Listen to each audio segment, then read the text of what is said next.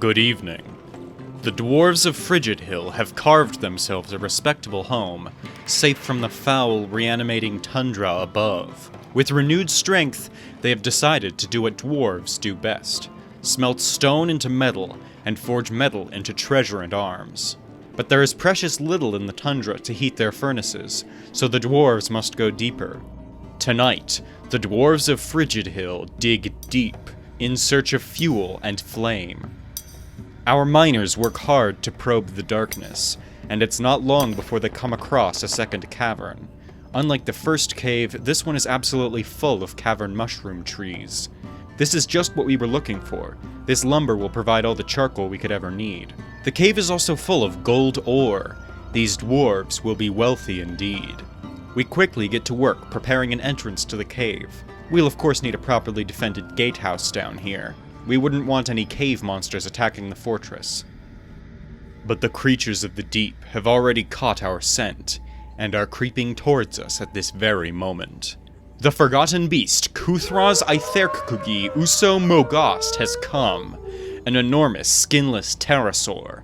It has a broad shell, and it is ravening. Beware its deadly blood.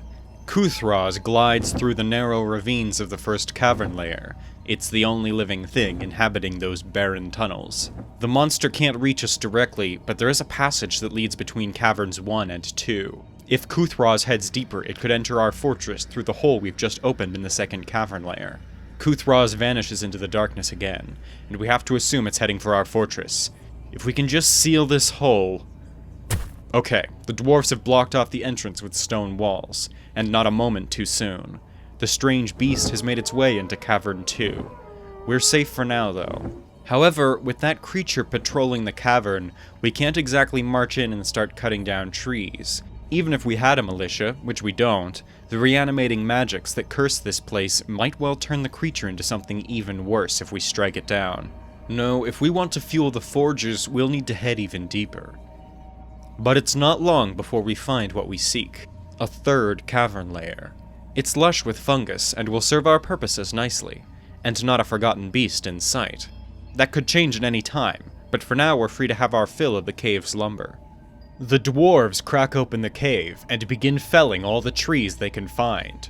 With this new influx of lumber, our metal industry can finally get to work. As spring arrives in our second year, 566, the future of Frigidhill is looking bright.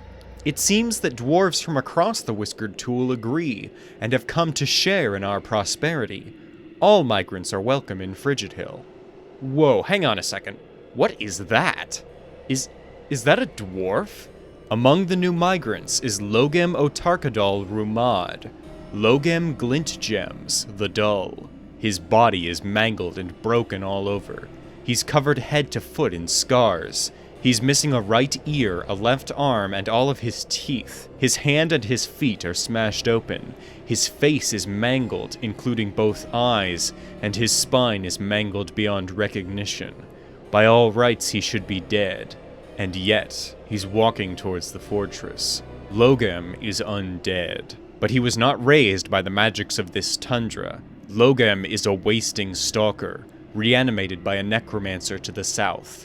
This is another migrant from Chanted Fins. By the gods, what are they doing down there? In any case, he's not hostile, and seems to want to join our fortress. There are a few more Chanted Fins migrants who accompanied him, including another wasting stalker, Rakust Dimple Paddles.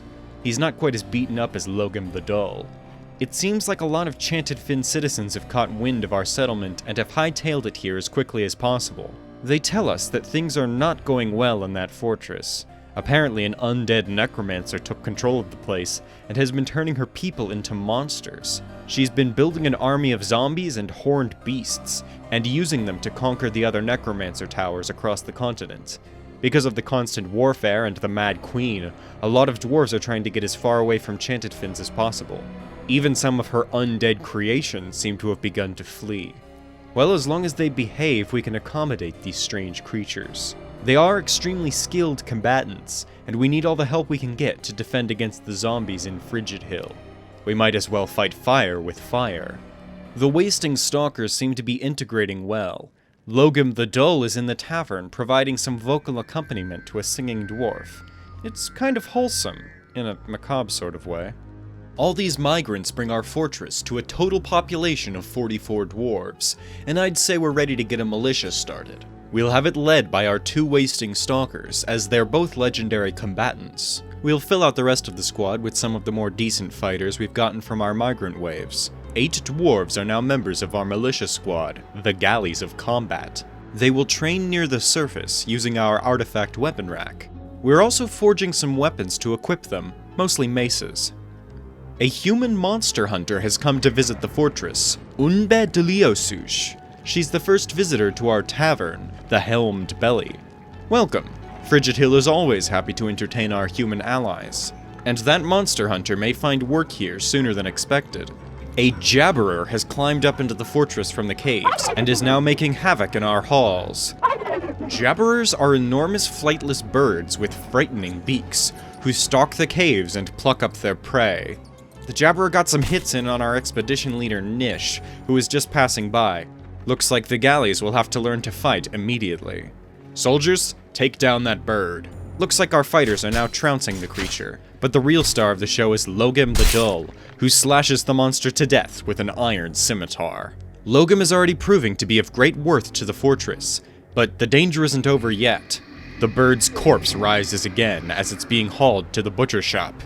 Logan the Dull again trounces the monster, and puts it down, hopefully for good this time. Unfortunately, someone took a very serious wound. Mebzuth, one of our less experienced soldiers, lost a leg in the fighting. The bird snatched at him and tore off the limb with one of its claws. The fighting days of Mebzuth are over. Looks like we're going to need to build a hospital. We've already started digging one out, though it's pretty bare bones. Hopefully it will do the job. Our doctors might be working overtime though, because another cave beast is making its way into the fortress. This one is a much less dangerous creature, a reacher. It's a long-armed ambush predator that plays dead to lure in prey. But in an open battle against our soldiers, it's easily put down. I think the body has been damaged enough that it won't reanimate either. After this little bout of fighting, I'm feeling pretty confident about our militia. If we can take down an undead jabberer, we should certainly be able to keep the surface zombies in check. And it looks like it's time to do just that. A flock of undead peregrine falcon men are harassing one of our citizens on the surface. We've had just about enough of these damned zombies at this point. Galleys, to the surface. Let's mince some meat. And so, the Galleys of Combat did their work well into the summer. They broke the skulls of undead wolfmen, zombie giant ravens, and reanimated crundles. The bodies would rise up, be cut down, and rise again. Yet the galleys did not slow. The tundra became littered with the reanimating arms and heads of the slain unnatural wildlife. The human caravan briefly tried to set up shop, but took one look at the carnage on display and hoofed it back to their towns and hamlets. A few lives were lost amidst the chaos, but the Galleys of Combat held strong. When all is said and done, a layer of stinking viscera is strewn across the tundra, while our dwarves reign victorious.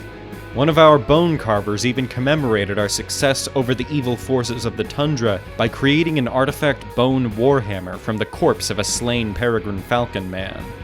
A sense of optimism pervades the fortress. We can defend ourselves, and make this place our own. Yes, many undead creatures still roam the frozen expanse surrounding Frigidhill, and they will soon be back to pester our people. But we have shown that our dwarves are more than capable of beating back the horde.